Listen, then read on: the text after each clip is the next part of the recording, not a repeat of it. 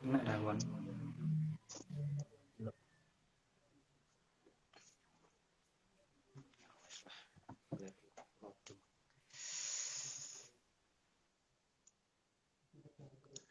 Buah yo sinyalnya. Susah tandang mana?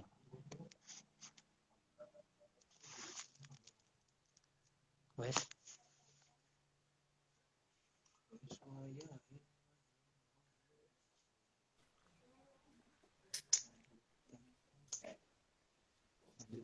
Lanjut ya. Oke, terima kasih. Barusan ada gangguan teknis terkait tentang yang dilakukan di studio. Ya, saya lanjutkan tadi sistem politik dinasti yang dimana pengaruh terbesar ataupun seorang pimpinan daerah memiliki power tersendiri untuk memberikan wewenang tersebut pada orang terdekat. Poin intinya di sana. Namun proses untuk seperti itu dalam konteks demokrasi seperti sekarang ini tidak semudah zaman monarki ketika kita masih dalam kondisi kerajaan. Kita sudah pasti menentunya itu sistemnya langsung turun, semata-mata langsung bisa diturunkan secara sepihak. Namun sekarang harus melalui proses panjang karena di sana ada koalisi, karena di sana ada proses rekomendasi. Nah, di sini juga sifatnya kompetitif. Maka setiap kompetitor pemilu maupun pilkada bukan hanya sekedar mempunyai power untuk memenangkan pribadinya, namun juga harus mempunyai kekuatan jaringan di atas, terutama terkait proses rekomendasi harus mempunyai keterkaitan kuat dengan Dewan Pimpinan Pusat maupun Dewan Pimpinan Dewan Pimpinan Pusat. Nah, ini sangat kompetitif. Tentu tidak semerta-merta politik dinasti langsung bisa diturunkan. Dalam konteks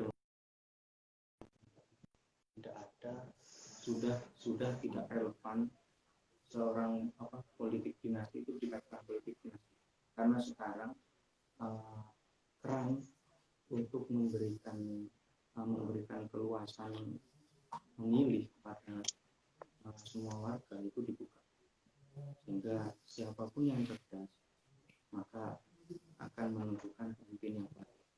Nah, seperti itu untuk awal. Iya, Beb. Selanjutnya kami kembali. Ada udah Beb. Apa arane ya? Kayak semacam ngobrol santai aja lah. Tapi jangan sampai lepas dari tema gitu loh. Temanya kan ngobrol seputar pilkada, ngopi yang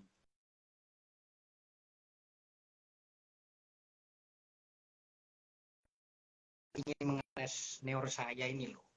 Mungkin nalarnya seperti apa. Saya kan nggak tahu peta dan realnya lapangan seperti apa, permainannya seperti apa. Jadi pertanyaan saya tidak akan lepas dari identitas dan dinasti. Kita condong ke identitas tapi. Oke Mas Bib, dari kedua paslon tersebut, siapa yang lebih keren, yang paling mendominasi di dalam politik identitas tersebut?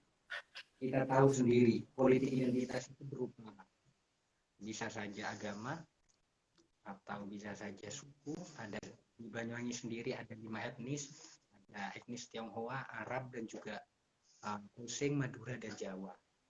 Etnis-etnis ini merupakan hal yang bulus untuk kita tunggangi, untuk orang-orang yang berkepentingan itu tunggangi. Ada juga Islam yang lebih mendominasi. Nah, dari corak pandang agama terlebih dahulu Pak Bos, mana yang lebih tersebut? Apakah paslon nomor 1 atau paslon nomor 2? Sadar gitu loh. Sadar bahwa ini loh sosok pemimpin yang baik untuk dipilih. dinilai dari perspektif politik identitasnya seperti itu. Gimana?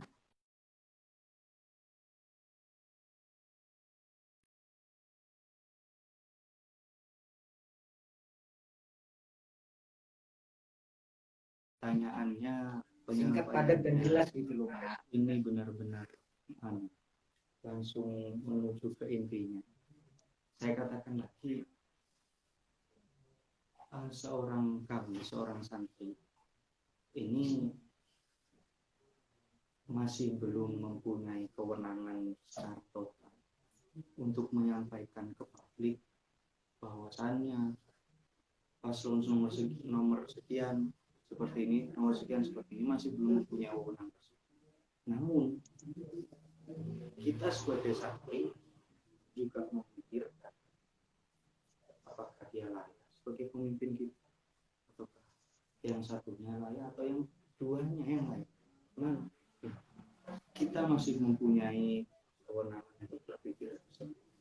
Maka saya berani menyampaikan bahwa sebenarnya dalam konteks pilkada Banyuwangi, katakan sudah pilkada Banyuwangi sekarang, Mas. Banyuwangi sudah ini. Banyuwangi. Pilkada Banyuwangi. Siapa yang condong ke dalam politik identitas? Saya mau mengajak teman-teman. Saya mau mengajak teman-teman untuk berpikir terlebih dahulu. Seperti penyampaian Mas Ainur tadi, seperti apa politik identitas? Ternyata sudah berbicara tentang agama, suku, maupun keterkaitan ekonomi. Tentu teman-teman sudah bisa menangkap background ataupun latar belakang dari dua calon tersebut, siapa yang lebih kenal untuk menggait suara-suara identitas tersebut. Apa? Bagaimana? Seperti apa?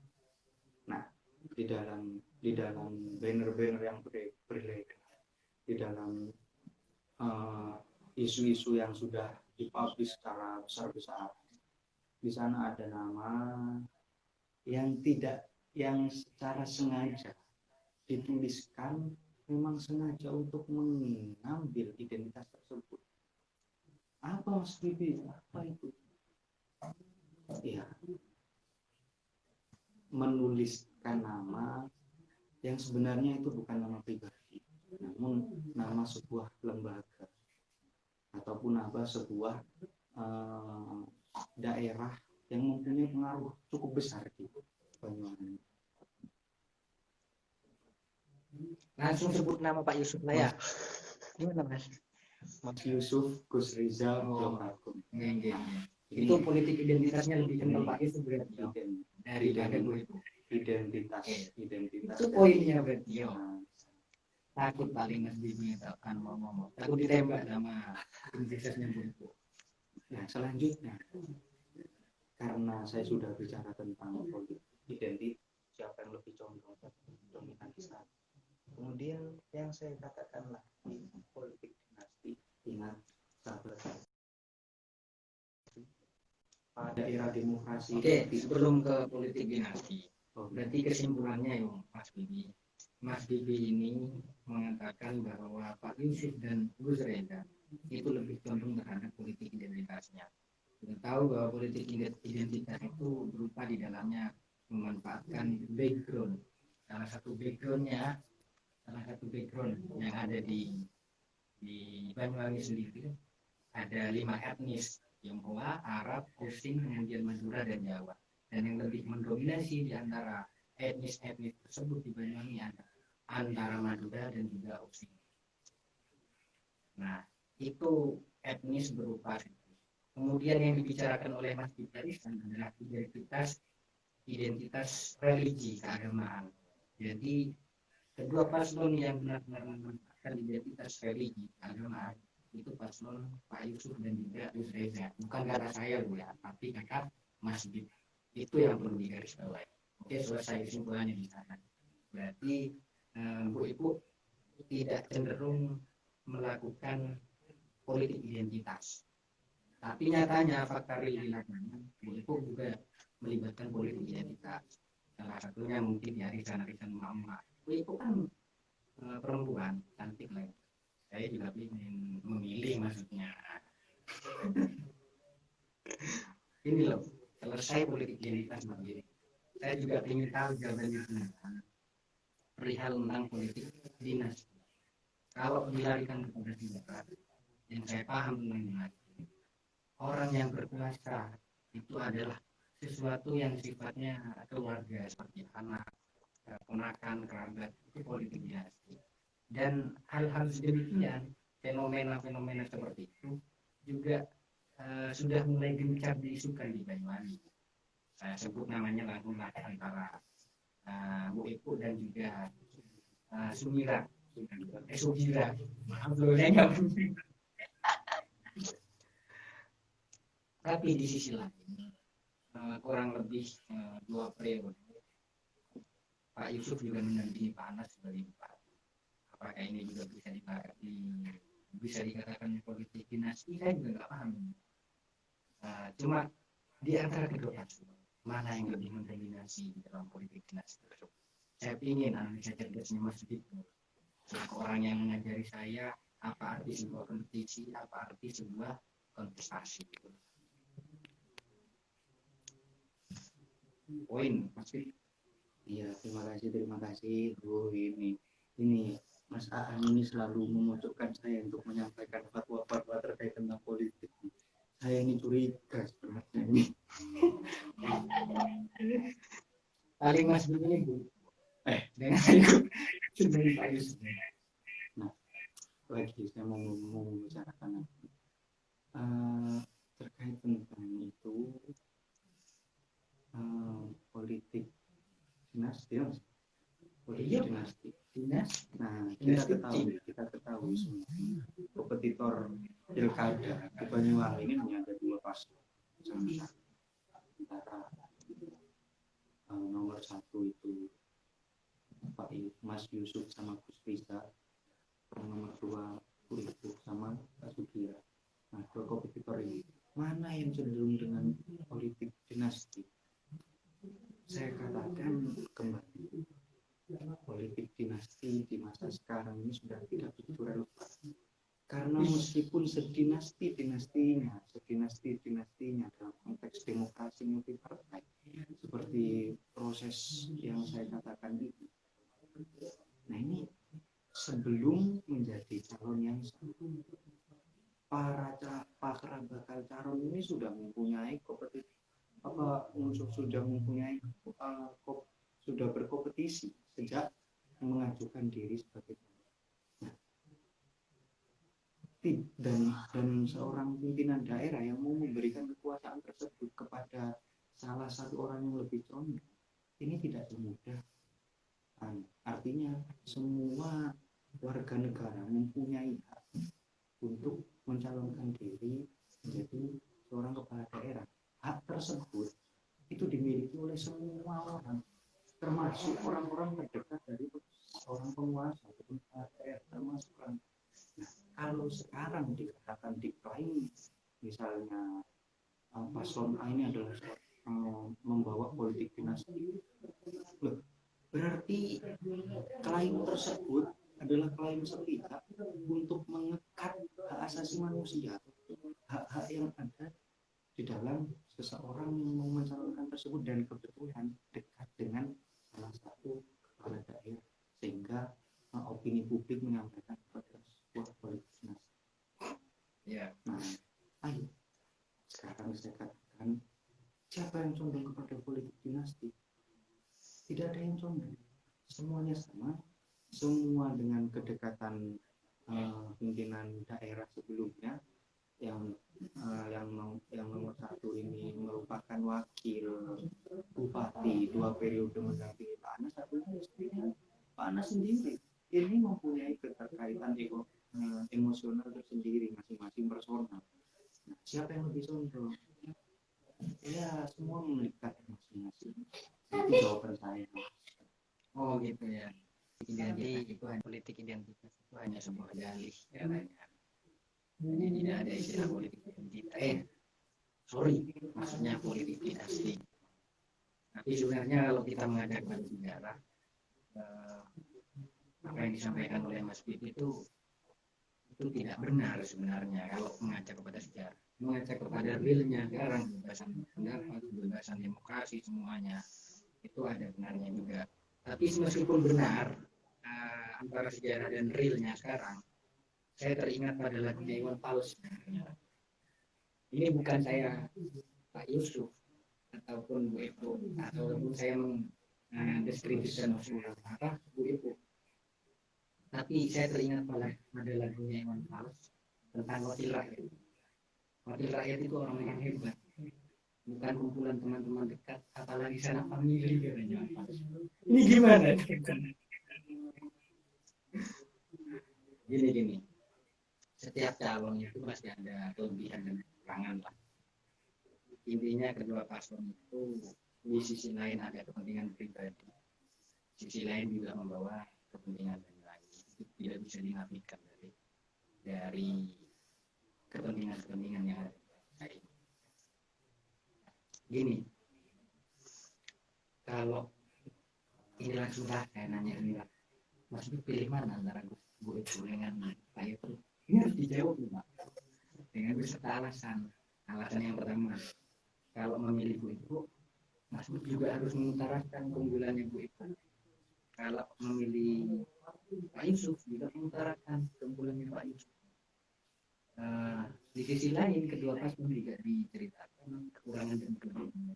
Ya meskipun dari apa yang disampaikan oleh Mas Dik dari awal itu sebenarnya sudah gambaran kecil bahwa Mas Dik itu lebih cenderung pada Bu Ibu sebenarnya. Apakah Bu Ibu karena cantik? Saya nggak tahu. Tapi saya menilai bukan dari sektor kecantikan. Saya menilai dari kapasitas dan kapabilitas. Ngerti Mas Dik? Oke Mas Dik. Lagi-lagi Kaan ini buat ulah ini. Masa seorang saya yang mempunyai lembaga Akademi Merah Putih memberikan statement bahwa saya menjadi salah satu calon. Jadi seperti ini. Saya terbiasa untuk mengajak publik, untuk mengajak teman-teman sekitar, untuk mengajak keluarga saya, untuk berpikir secara baik, untuk berpikir secara rasional. Bagaimana caranya? Ya, kita harus menimbang programannya yang lebih kita harus tahu latar belakang dari kedua pasangan calon ini bagaimana. Seperti apa? Kita timbang kedua mana yang lebih cocok. Saya pengen tahu. Nah, mana yang lebih condong bagi hati nurani kita. Nah, itu salah satu cara. Terusnya kurang cerita memang. Itu salah satu cara. Tapi ada cara lagi. Sesuai dengan keinginan hati. Nah, ada kalanya sebuah pikiran idealis kita. Kita memilih pemimpin yang so baik-baiknya. Namun tidak menemukan, entah itu salah satu di antara yang dua itu tidak menemukan figur tersebut, kita menggunakan hati. Kita lebih condong kemana, kita lebih suka terhadap figur yang seperti apa, harapan kita bagaimana, pasti akan muncul. Dan kita akan menentukan pilihan tersebut kepada salah satu di antara mereka. Nah, proses ini juga tidak instan. Karena kita harus mempunyai tanggung jawab. Seumpama pemimpin yang kita pilih akan menang, misalkan menang, kebaikan itu juga akan mengalir kepada diri kita.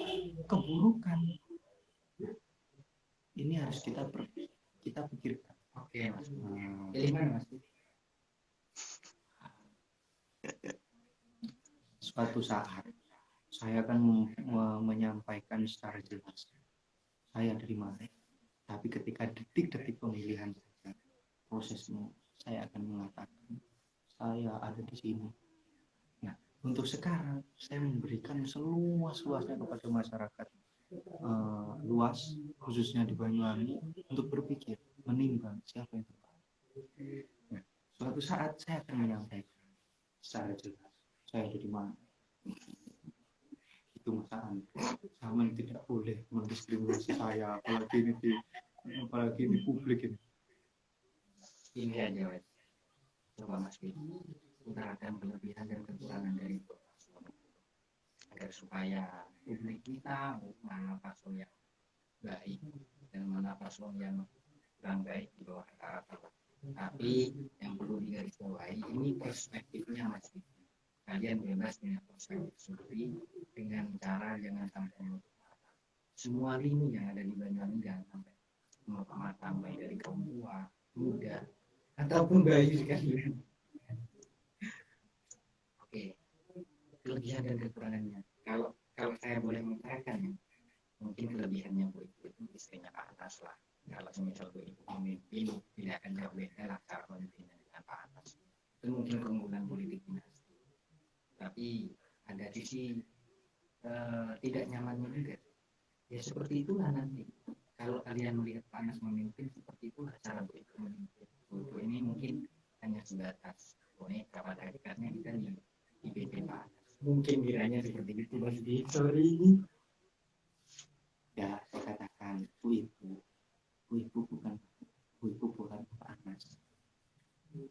Bu Ibu hanya sekedar kebetulan merupakan istrinya Pak Anas. Jadi cara pandang pun berbeda. Barangkali mereka sedikit setting.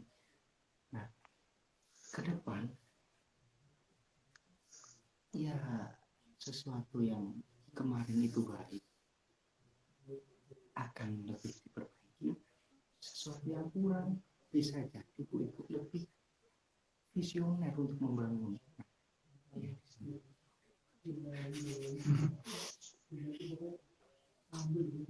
Oke lah, pembicaraan yang baik. Terakhir tadi ada kesimpulan karena berhubung moderatornya ini konsen ada gangguan dan berarti nanti kita simpulkan bersama lah bahwa yang pertama kita membicarakan apa itu politik identitas dan juga politik dinasti. Identitas itu tidak akan pernah lepas dari background agama, kemudian selamat datang Cak Isam, salah satu senior saya di organisasi IKAT juga. Terus kemudian ras, suku dan juga agama ini merupakan politik identitas yang paling gurih untuk ditunggangi oleh kemudian orang-orang yang berkepentingan. Kemudian dinasti pasti akan melibatkan kultur keluarga, baik ponakan, paman dan juga anak kita sendiri. Ini politik dinasti. Kesimpulan yang pertama. Kemudian yang kedua tentang kesimpulan lebih didominasi mana antara identitas dan juga dinasti. Ternyata keduanya saling seimbang. Keduanya sama-sama memiliki potensi identitas dan juga dinasti sendiri. Mungkin kalau dinasti lebih kurang kepada Boepo. Sorry Mas Bib. Kemudian terakhir dari saya, Rijal Qawmi nalan besar. Laki-laki itu satu kasta lebih tinggi derajatnya dari seorang perempuan. Jadi kalau perempuan mencalonkan sebagai pemimpin, kemudian ini merupakan hasil dari suruhan suaminya ataupun sorry Mas Bib. Jadi kalau hal demikian istri kemudian jadi seorang pemimpin, pada hakikatnya itu suami yang memimpin. Begitu. Jadi ayolah kita Banyuwangi baru.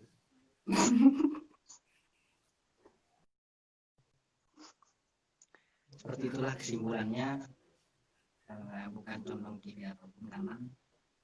Tadi juga sempat menyinggung tentang revolusi Prancis, bagaimana cara memobilisasi massa dengan baik, bahwa revolusi Prancis juga tak lepas dari politik identitas dan juga politik dinasti. Raja Louis dan juga proposannya Kontar, John Skui dan lain sebagainya. Mungkin seperti itu Mas Dip. Lain kali kalau mau mengadakan acara memberitahuan terlebih dahulu Mas Dip, biar kita persiapkan nggak malu-malu. Dan dari perspektif sejarahnya dan juga kekiniannya kita mempersiapkan. Mungkin bisa diagendakan lagi dalam satu tempat yang sama Mas Dip. Gimana? Saya siap kapanpun jika berkaitan tentang politik, saya siap kawal sebagainya. Dan juga halo juga Mas Isam, katanya lu kakak Mas Isam. Mas, juga kapan-kapan ngopi dengan Cak Isam ya. Ingin sekali saya ngopi sama Cak Isam. Lama tidak bertemu. Apa kabar Isam? Oke, kesimpulannya barusan mungkin disudahi ya. Ya, kembalikan ke Bos Wildan untuk mengakhiri acara.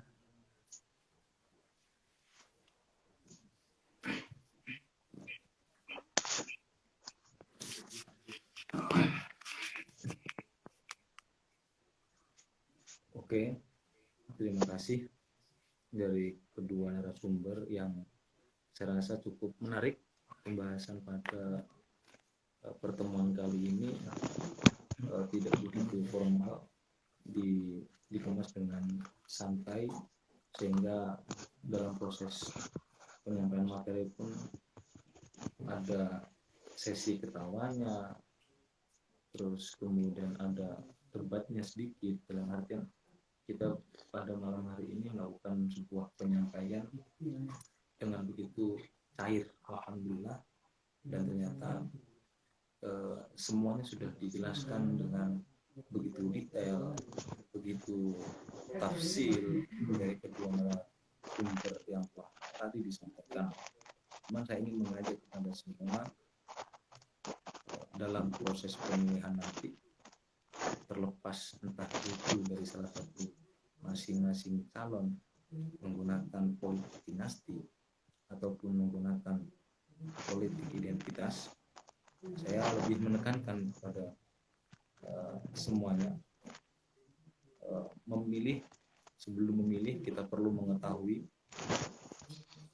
calon yang akan menjadi pemimpin nantinya, karena dengan mengetahui sejarah dari kedua masing-masing calon itu memberikan gambaran, memberikan bahan kalian nanti calon pemilih atau calon pencoblos dalam bahasanya itu, ini benar-benar mencoblos dan memilih dengan bijak dan benar, terlepas dari entah salah satu masing-masing calon itu menggunakan politik identitas, kemudian politik dinasti. Maka yang perlu yang ditekankan adalah melihat integritas dan kapabilitas calon yang akan menjadi pemimpin nantinya, karena nanti pemimpin kita ini harus memiliki tanggung jawab yang besar. Itu juga ditegaskan dalam qaul kulukum. Setiap pemimpin itu nantinya akan dimintai pertanggungjawaban gitu. Jadi itu yang perlu kita tekankan, integritas dan kapabilitasnya yang kita lihat, bukan identitas ataupun dinastinya. Intinya itu, jadi menginginkan itu. Jadi itulah yang disampaikan oleh kedua narasumber tadi. Maka perlu kiranya kita cukupkan pertemuan pada kali ini, dan semoga kita tetap bertemu di lain waktu dengan pembahasan yang baru, yang segar, yang juga memberikan pengetahuan sehingga nantinya kita juga bermanfaat kepada semuanya. Oke, saya sebagai moderator mohon maaf apabila dalam proses tutur kata saya adalah ada tutur kata yang tidak berkenan di hati jenengan. Saya mohon maaf dan mewakili dari teman-teman yang menjadi narasumber, dan saya juga berterima kasih kepada teman-teman yang telah bergabung dalam proses penyampaian pada malam hari ini. Di sana ada Cak Isam dan kemudian ada Ustadz Hafid yang mengikuti program acara ini. Oke, kita tutup acara pada kali malam hari ini dengan pembacaan Walhasil dengan harapan semoga apa yang telah disampaikan dari narasumber hari bermanfaat bagi diri kita dan juga bermanfaat bagi seluruhnya dan bermanfaat kepada calon pemimpin yang akan membawa daerah itu nantinya, terlebih-lebih yang tadi dijelaskan tentang Banyuwangi seperti itu. Bismillahirrahmanirrahim. Walasil insana fi khusrin illa alladziina aamanu wa 'amilus shalihati wa tawassaw bil haqqi wa tawassaw bis sabr. Mungkin yang bisa saya sampaikan, kurang dan lebihnya saya mohon maaf. Wabillahi taufiq wal hidayah. Wassalamualaikum warahmatullahi wabarakatuh.